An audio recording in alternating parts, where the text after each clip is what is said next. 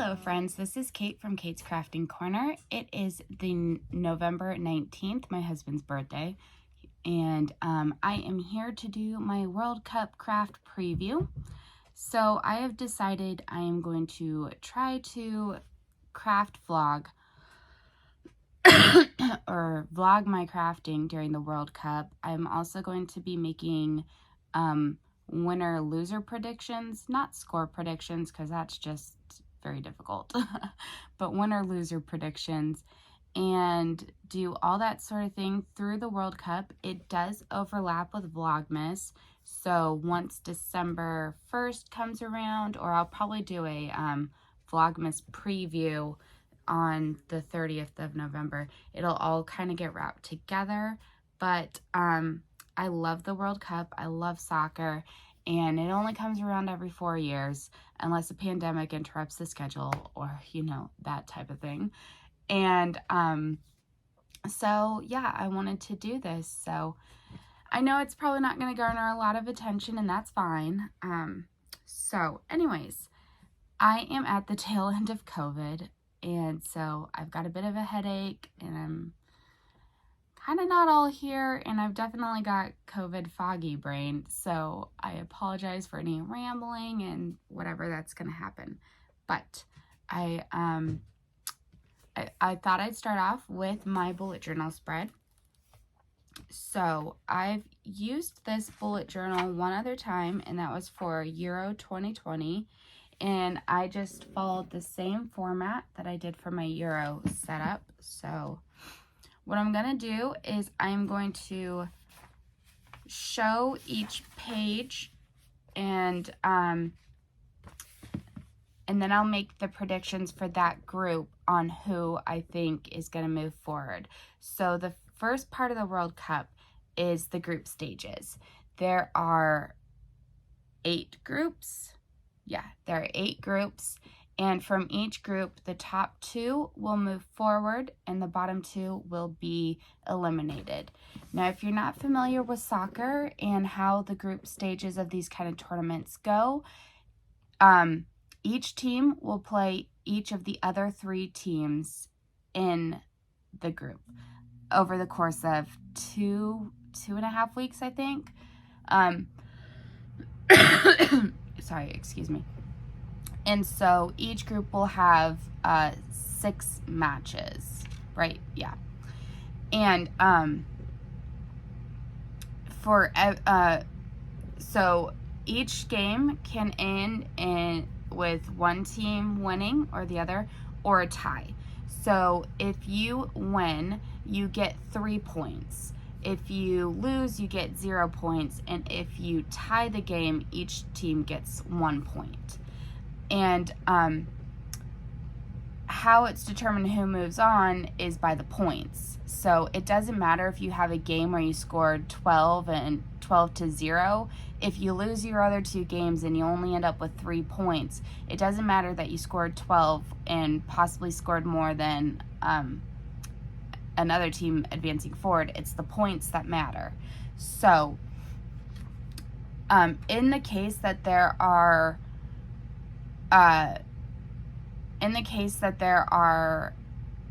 multiple teams with the same score, there are various tiebreaker situations. I'm trying to remember if it then goes based off of who won that game against those 2 teams, or who has the better difference goals for versus against. So like, say you scored 10 goals in the 3 matches and 7 were scored against you, you'd have a +3 differential.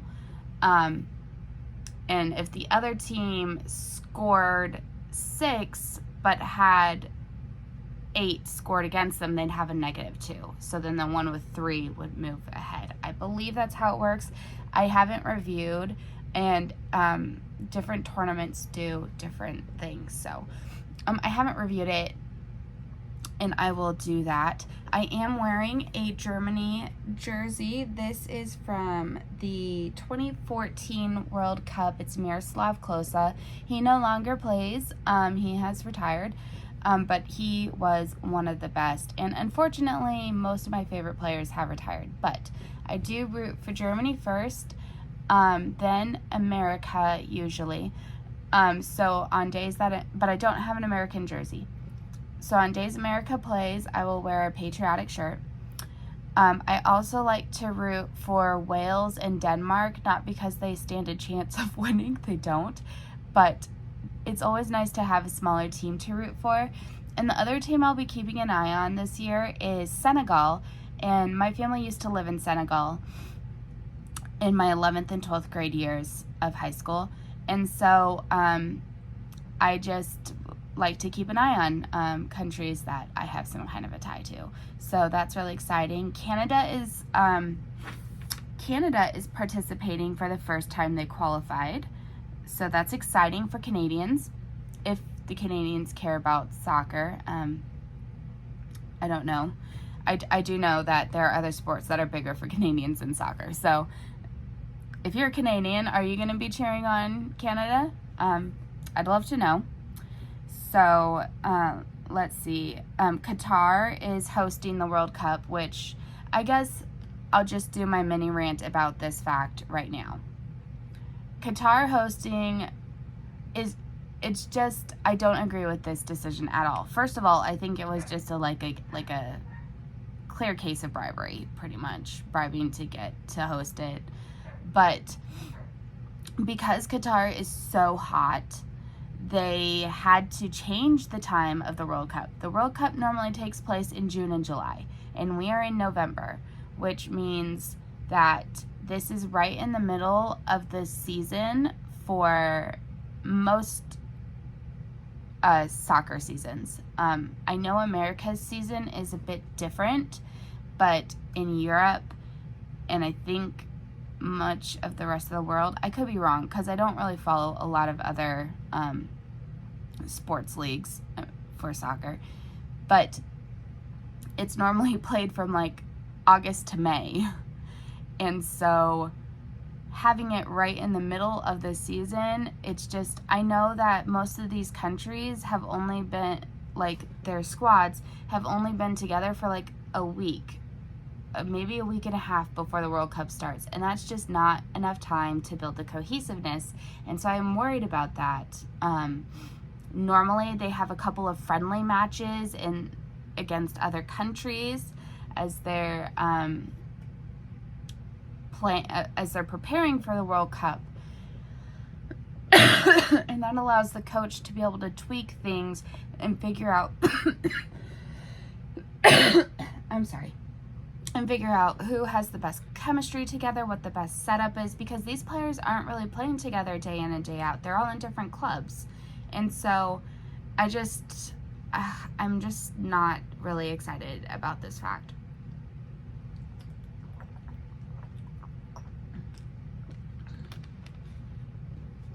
I mean, Germany is luckier than a lot of countries in that a large contingent of the players comes from the same one or two clubs.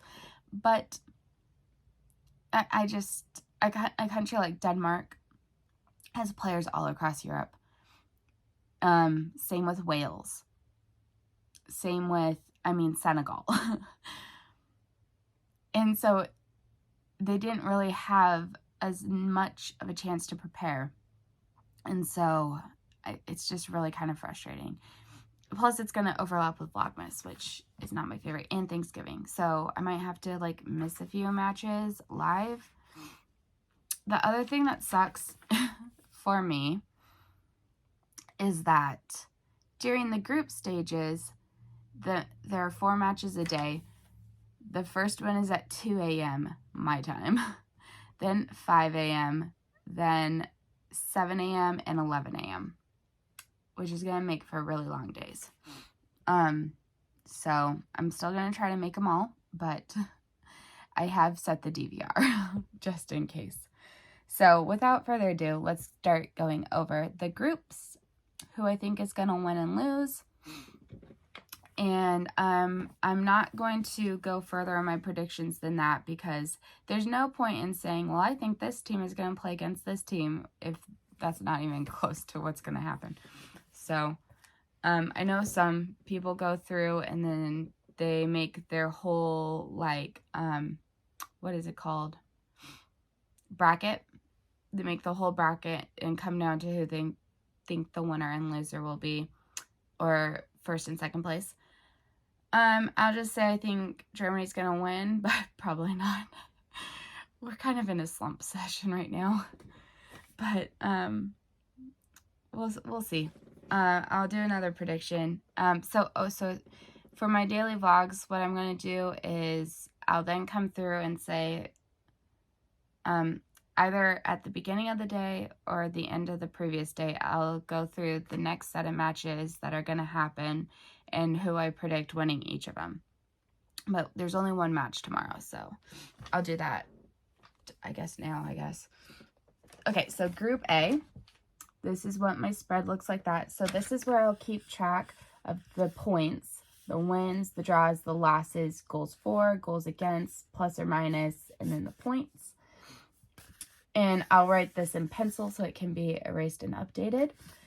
So these are the teams in Group A: Qatar, Ecuador, Senegal, and the Netherlands. So, let's see.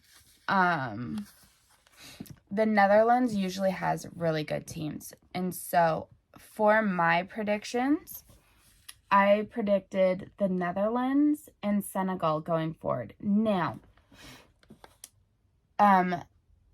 I read a week ago that their main player for Senegal, he plays for Bayern Munich, which is the club team I support, that he is a question mark. I haven't checked any updates recently, so I don't know if he's healed enough to participate. But if he hasn't, that is a big problem for Senegal. But I think they're in a fairly easy group, and that they do have a good chance of going through. If not, my prediction is that Ecuador will go through. I think Qatar will finish at the bottom. And they don't have, in my opinion, they don't have a lot of chance. For one thing, the host country doesn't participate in the qualifying stages, and so they haven't even really gotten to play against other competitive countries, but they don't have a lot of like competitive history, so I don't really think that they have much of a chance. The first match is always played by the host country, and it is Qatar versus Ecuador. I am predicting Ecuador to win that match, but Qatar does have the home team advantage. They will be playing probably mainly in front of their fans. It's hard to tell because, I mean, the World Cups bring in a lot of people from around the world, but Qatar has a lot of strict rules as opposed to other countries. I know there's rules about alcohol and behavior and people worried about getting arrested and stuff like that. And so I don't know how, and then with COVID and everything, I don't know how much foreign visitors will be coming to see the World Cup. I'm sure there's still going to be a lot of it because it is a once in 4 years event, but we will see. So Group A, I'm predicting Netherlands and Senegal, with Netherlands the winner. Group B is my dreaded group. England, Iran, Wales, and the United States. And so, unfortunately, two of the teams I'm rooting for are here in this group, and England is also a very good team. And so, I am predicting that England will win the group, then the United States, that Wales will not be able to qualify, unfortunately, and then Iran will come in fourth. That's my prediction. In soccer, everyone knows anything can happen. Anyone can get eliminated. It just takes one really bad game. Group C is Argentina, Saudi Arabia, Mexico, and Poland. And so I am predicting Argentina and Mexico to go through. And I don't really anticipate them having much problem. Group D is another one that I don't anticipate a lot of problems for the favorite, and that's France, Denmark, Tunisia, and Australia. And I am predicting France and Denmark to go through without much problem, Australia in third, and Tunisia last. I don't know that Australia has ever made it out of the group stages of a World Cup, so Group E. If you, going back to Group G, if you followed along on my Euros from last year, Denmark is the team where the player collapsed on the field, Christian Eriksen. And so I'm really hopeful for this team. I haven't been following a lot of his recovery. I believe he's back playing, but I don't know if he's with the national team. He did have to get a pacemaker, and there are certain countries that don't allow you to play competitive sports after having a pacemaker.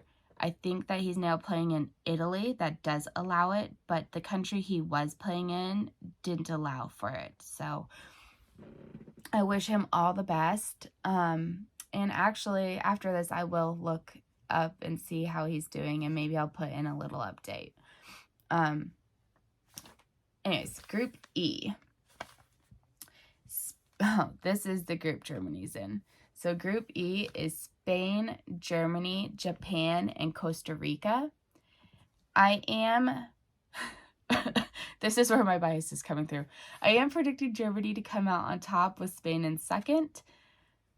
That is my hope. It could very well be flipped, or there could be an upset. But then I predicted Costa Rica and then Japan. My nephew's school, I was talking on, we had a WhatsApp call, and his school is following Japan, I believe, and so he's very hopeful for Japan. So I don't know, we'll see. I haven't really followed Japanese soccer, so I have no clue what their national team's like.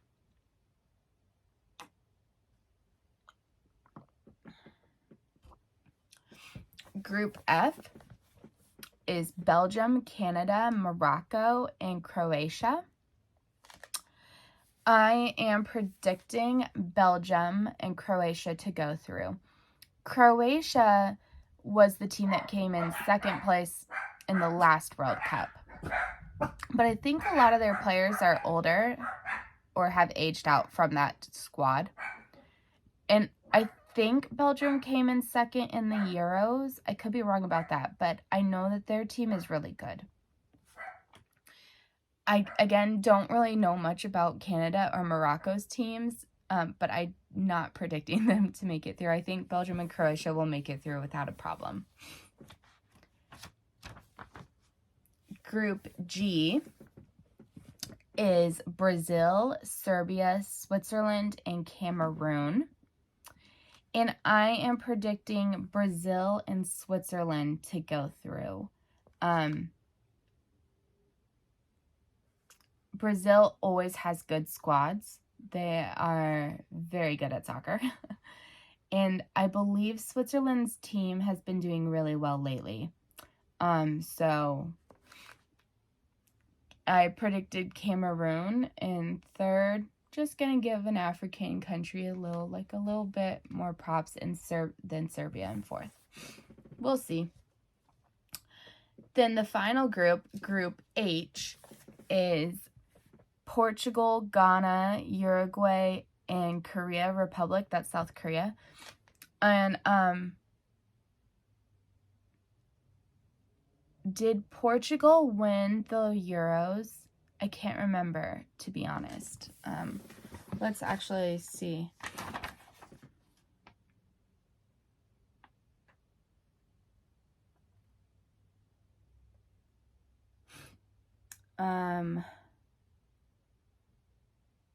Italy and Spain, and then... Okay, no, Portugal didn't, because they're not even here. I don't know where that memory is coming from. Did they win in previous Euros? Not sure. Who won the last World Cup? I mean, the last Euros. Was it England?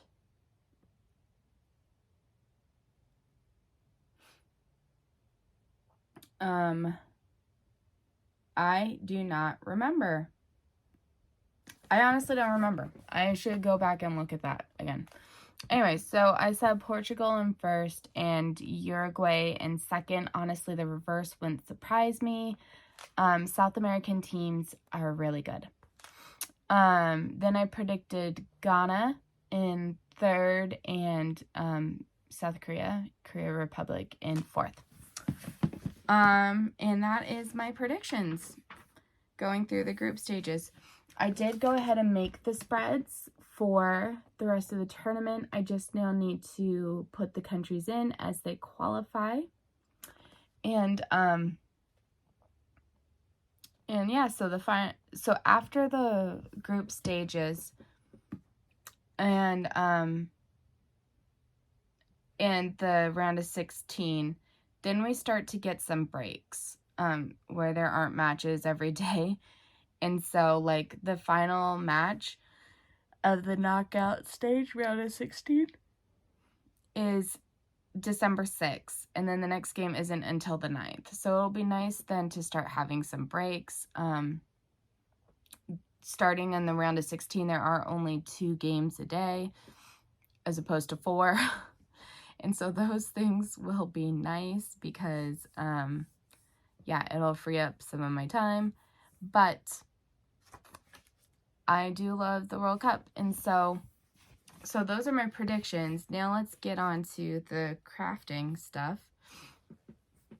So I have a cross-stitch project that I work on during international tournaments.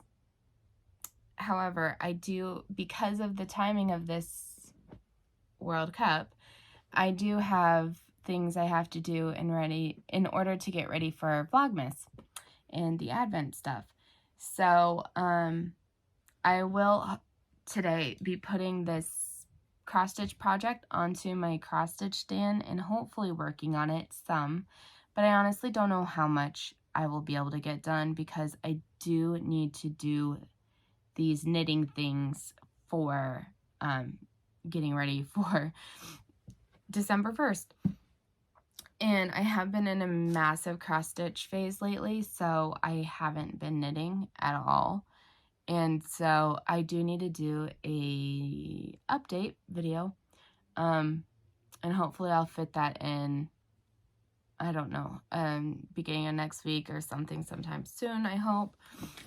But anyway, so this is the box I keep my international sports event project in. And it says, wander often, wander always. And the project I have is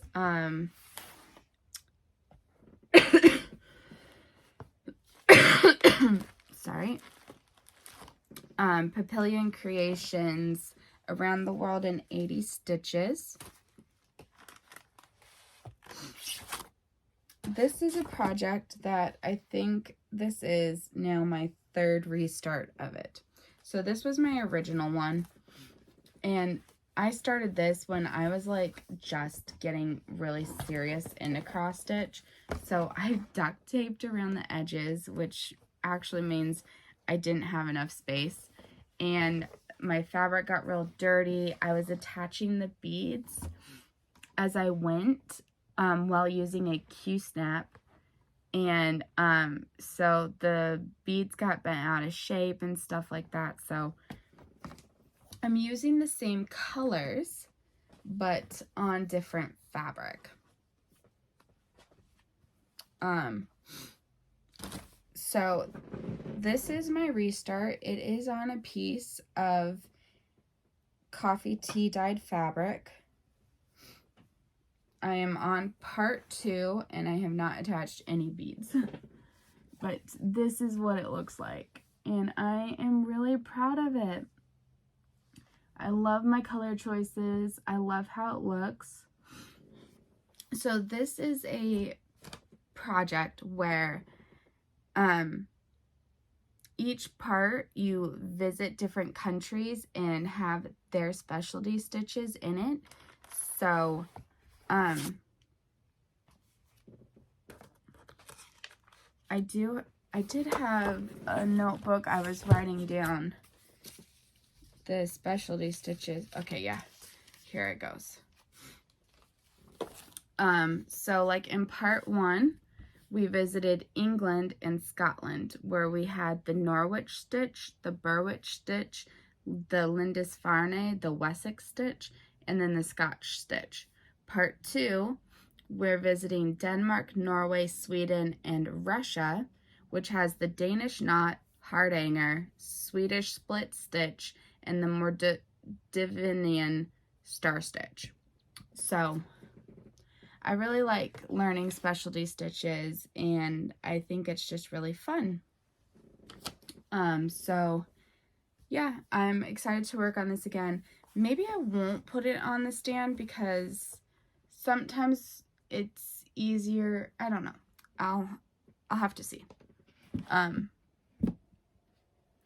But yeah, so that is the project I will hopefully be making some progress on. Oops. Put those in there.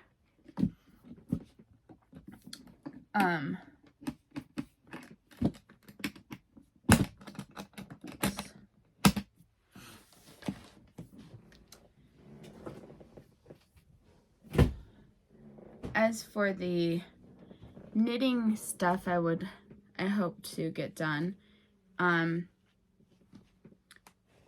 need to finish the first sock of the Pink Fizz socks. So this is where I'm at now. I'm hoping to work on this tonight and maybe get down to the heel.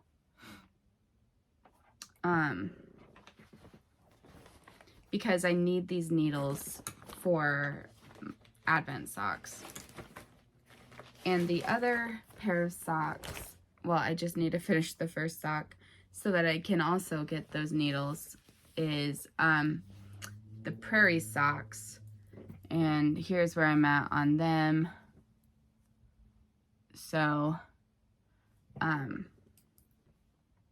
yeah, hope to try to get this finished as well. But not only that, but I need to also be able to cast on and do the cuffs of 4 socks, so 2 pairs. So these are the contrast colors for one of my Advent socks, and that is the Woolens and Nosh. And I think I will be doing these on these 2 needles. So yeah, I'll need to finish those socks to get to cast those on. And then the last one is Freckled Whimsies. And I'm going to do these on 9-inch circulars. I do think I have 2 free, so I can probably cast those on sooner than later. And that's it. It is sometimes hard for me to cross stitch or craft during soccer games because I get too invested, but I hope to make some good progress.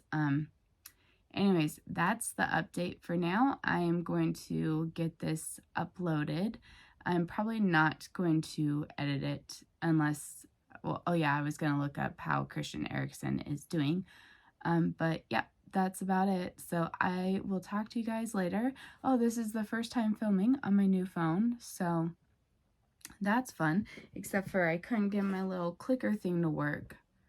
So I'll have to figure out how to get it set up with the new phone. Anyways, but yep, that's it. So I will talk to you guys later, and thanks for watching. Bye. Okay, I am back with an update about Christian Eriksen, which is actually really exciting, to tell you the truth.